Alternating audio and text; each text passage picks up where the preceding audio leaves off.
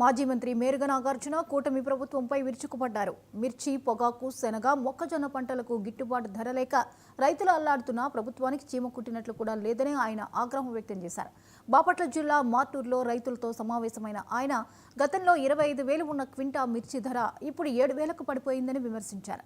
YCP ప్రభుత్వ హయాంలో 3,000 కోట్ల ధరల స్థిరీకరణ నిధి ఉంటే కూటమి ప్రభుత్వం కేవలం 300 కోట్లు మాత్రమే కేటాయించిందన్నారు.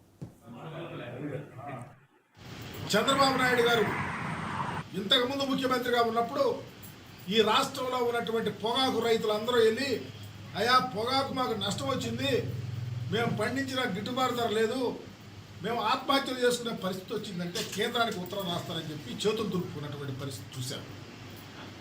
కానీ అదే పరిస్థితిలో అదే టీం మరలా జగన్మోహన్ రెడ్డి గారు ముఖ్యమంత్రి అయిన తర్వాత వెళ్ళి, అయ్యా పొగాకు రైతు అన్యాయం అయిపోతా ఉన్నాడు, పొగాకు రైతును ఆదుకోండి అని చెప్తే కేంద్ర ప్రభుత్వానికి ఏమన్నారో తెలుసా?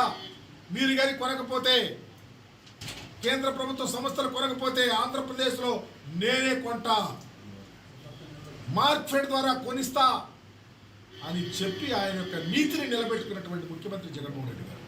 అందుకనే జగన్మోహన్ రెడ్డి గారు ముఖ్యమంత్రి అయిన తర్వాత రైతు సాధికారిత నిధి 3,000 కోట్ల రూపాయలు ఎక్కడన్నా కెలామిటీస్ వస్తే, తుఫాను, వరదో, వర్షమో వస్తే, లేకపోతే గిట్టుబాటు ధర అయిపోయి పడిపోతే ఎక్కడ రైతు, కౌలు రైతు నష్టపోకూడదని చెప్పేసి 3,000 కోట్లు రైతు సాధికార నిధి పెట్టినటువంటి చరిత్ర ఈ రాష్ట్రంలో జగన్మోహన్ రెడ్డి గారు తీసుకొచ్చాడు రైతుల కోసం.